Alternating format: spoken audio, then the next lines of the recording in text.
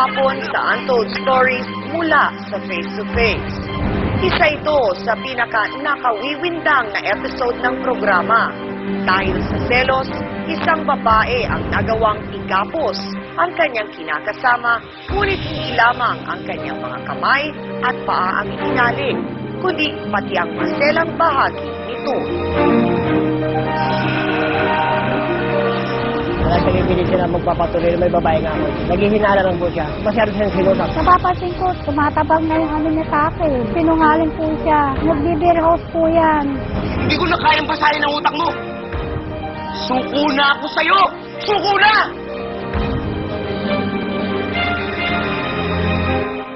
Matalas na itak, siling nagliliyab sa anghang, at taling panggapos. Ang mga ito ang nagsilbing armas ng isang babaeng naghihimutok sa galit at nagngingit-ngit sa selos laban sa kanyang kinakasama. Kahit walang ebidensya, sapat ba ang kutob na nararamdaman ng isang babae upang magselos at pagbintangang nangangaliwa ang kanyang kinakasama? Magandang hapon po mga kapatid. Ako po si Ami Perez at sa likod ng bawat problema at konfrontasyon, may mga kwentong hindi nyo pa nalalaman. Ito ang Untold Stories mula sa Face to Face. Tampok ngayong hapon ang tunay na buhay ni Miriam Aldamero sa kwentong Ibong Walang Laya.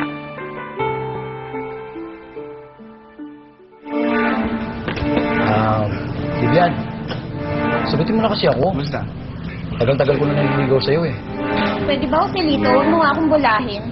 Hindi kita pinubola. Alam mo naman yung gusto ko sa babae, di ba? Yung marunong mawak ng batuta.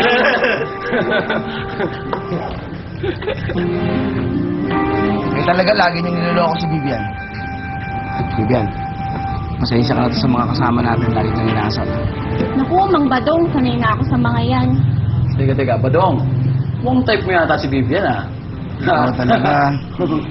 Huwag ka naman ligaw dyan. Oo nga. Baka nakakalimutan mo. May asawa ka na! Nako! Parating yung commander mo. Miriam, ano ginagawa mo dito? Alam mo nang may asawa, nilalandi mo pa. Ano namang ginagawa? Nag-uusap lang kami. Ko naman. Tumigil ka. Ano mo nang ginagawa? Dinig na dinig ko yung nagkakatsawal kayo dyan eh. Nagbibiruan lang kami. Huwag ka sumabata ha! Hindi ko kinakausap mo. Hindi ko kinakausap ko ha. Hindi porkit may baril ka. Hindi ka tatapos sa'yo. Gusto mo sabi, tigil ko mukha mo. Huwag mong nilalandi yung asawa ko ha. Magdahan-dahan ka din sa pananalita mo ha. Tama na yun. Dahil sa matinding kahihiyan ni Mang Badong, ay hindi na niya nagawa pang mag-report sa agency. Bagay na ikinagalit ng kanyang kinakasamang si Miriam. Hoy, Badong! Tatambay ka na lang ba dito sa bahay, ha? Hilata ka na lang ba dyan? Hindi ka mo maghanap ng trabaho? Hoy, Badong, wala na tayong makain dito. Ano ipapakain mo sa mga anak mo, ha? Wala na tayong bigas. Ito na lang yung ulam na natitira. Hindi ka hilata. Naghahanap naman ako ng trabaho eh. Ito nga, nagbabasa-basa ako, baka makakita. Alam mo naman, medyo nagkakaedad na, mahirap makahanap ng trabaho. Eh, so anong balak mo? Ha? Hihilata ka na lang dyan? Eh, baka ako pa gusto mong maghanap ng trabaho dito. Tapos ikaw mag-aalaga sa mga bata. Hoy, Badong, bakit kasi huminto-hinto ka ba dyan sa trabaho mo sa agency eh? Sa tingin mo ba may mukha pa akong iharap sa kanila pagkatapos mo gumawa ng iskandalo doon? Baka kasi kailangan sunduin ako araw-araw. Hoy, Badong, ikaw, alam mo ang dahilan kung bakit kita sinusundo araw-araw. Dahil hindi mo matigilan ang pambababae mo. Ang hilig-hilig mo. Miriam, ilang beses ko bang sasabihin sa'yo, hindi ako nang bababae. Wala akong babae. Meron kang babae. Yung sa trabaho mo. Yung Vivian, di ba babae mo yon? Yung babae mo, tigilan mo, wala na nga tayong makain.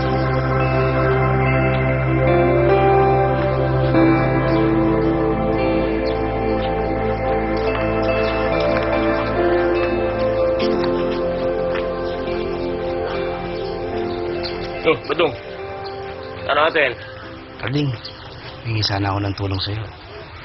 Meron ka bang alam na trabaho dyan na pwede kong pasukan? Oh, bakit? Wala na ako sa agency. Ha? Nagsisanti ka? Hindi. Hindi na talaga ako nag-report. Eh, gumawa kasi ng iskandalo si Mrs. eh. Pinagbibintangan yung kasama akong lady guard doon na nakikipagrelasyon sa akin. Ako. Hindi naman totoo, Karding eh. Lumalala na yung pagkikisilosa ng asawa mo, ah. Oo nga eh. Hindi ko na nga alam kung saan ako lulugar. Kapag gabi na ako umuwi galing trabaho, pinagbibintangan ng bababae ako. Pag wala naman akong trabaho, talak ng talak. Dahil wala kaming panggastos. Eh, sinubukan mo na bang kausapin ng masinsinan? Sabihin mo, nahirapan ka sa ugali niyang gano'n. Ang beses ko nang kinausap. Oh, Kaso lagi lang nauwi sa pagtatalo. Hindi ko na nga alam. Bakit hanggang ngayon hindi pa rin siya nagtitiwala sa akin? Hindi naman ako nang bababae. Mabait naman ako nga sa mga anak ko. Hindi ko na nga alam kung saan ang gagaling yung selos ng babae. alam mo, may mga babae talagang ganyan, eh. Siguro, gagawin mo na lang, tiyagain mo. Dagdagan mo pa yung pasensya mo. Ito nga pa ginagawa ko. Ay, nako. Tinitiis ko na lang para sa mga anak ko. Ganun na lang. Kaya nga ako humingi ng tulong sa iyo. Baka may naman trabaho dyan. May kakilala ako sa construction. Sige, tingnan ko kung matutulungan kita. Salamat. Bakit po ninyo nasabi na gusto lang anderin ni Ate Miriam si Mang Badong? Siguro sa ugali niya na siguro. Hindi ko yan Kasi ina-under. matagal ko nang napapagmasdan. Hindi na kami magkakapit bahay. Ano pong naririnig ninyong Narinig ko pinag-aawayan? sila. Pag sa tuwing ito umuwi, inaaway palagi ito na. Ano inaaway? Inaaway niya ito pala kung saan na naman ang galing. Ang tanong niya palagi. Sensya na kayo mga anak, ha? Ito lang ulam natin. Ako lang po, Tunay. Makakahanap din ng trabaho si tatay. Sana nga. Ay, tama-tama mga anak. Ito, nilalang ko kayo ng ulam dahil Diyos ko naman, kinakain ninyo chichirya at saka toyo. Ano ba yan? O ito, magsikain kayo, ha? Wow! Ay, salamat, ha? Sensya na. Walang anuman, anak. Salamat po, Lola. Sarap sige. nito. Sige, kumain kayo na kumain, ha? Ano yung ito? Ito, kami sa sila. Ito, gutom. Sarap to. Miriam, ito, may balita ka na ba sa asawa mo? Ay, kasi... Anak, hanggang ngayon hindi pa rin kasi siya nakakahanap ng trabaho, eh. Tapos palit ang inom. Ano? Umiinom pa yung asawa mo, wala na nga kayo makain? Alam mo, Nay. Nay, magbababae siya, eh. Ha? Sigurado ka? Nay, paano niyo naman po nasabi yan? Oo nga naman. Paano mo nga naman nasabi yun, anak? Nahuli mo ba siya? May prueba ka ba? Hindi mo, Nay. Pero ang lakas kasi ng sisig ko, Nay, di ba? Pag babae, pag kinutuban niyo na yun, eh. Magbababae siya, eh. Oo, anak. Nararamdaman ko yung damdamin mo. Pero sana, huwag mo munang akusahan yung asawa mo kung wala ka pa naman talagang prueba. Nay, hindi na kailangan ng prueba. Ay, nararamdaman ko ngayon. Kinukutubawan ako, eh. Tingnan niyo, hanggang ngayon wala pa rin. Eh, baka naman po naghahanap na ng trabaho si tatay. Oo nga naman. Sana nga naghahanap ng trabaho. Oh, eto na pala. O bakit ngayon ka lang? Miriam, mga anak, may trabaho na si Papa. Nagtrabaho si Mang Badong bilang isang construction worker. Ngunit anumang subsub niya sa trabaho, hindi pa rin sapat ang kinikita nito para masuportahan ang kanyang pamilya. Eh, kulang pa to sa renta ng bahay, eh. Pasensya ka na, 1,000 lang sahod ko eh. Alam mo naman, hindi ganun kalakihan ng kita sa construction. Pasensya ka na. Eh, baka naman kasi pinang-iinom mo pa yung iba mo pang kinikita. Hindi ako gumagastos sa alak. Pag nagaya akong uminom, hindi ako nagbabayad.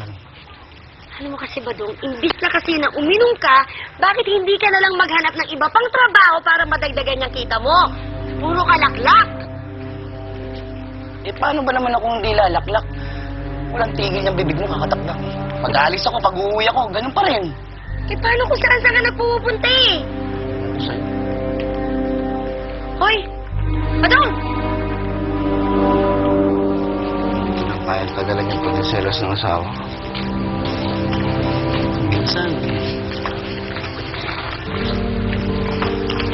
Naisip ko, hiwalayan ko na kaya. alam mo, Patong, naintindihan kita eh. Kasi kakaiba talaga yung ugali ng asawa mo. Grabe. Kahit ako, hindi ko na maintindihan kung saan niluhugot yung pagkasilosa eh. Kaya lang, hihiwalayan mo, kawawa naman yung mga anak ninyo. Alam ko naman yan. Kaya nga hindi ko maiwan. Dahil sa mga bata, mahal na mahal ko yung mga anak. Hindi ko sila pababayaan.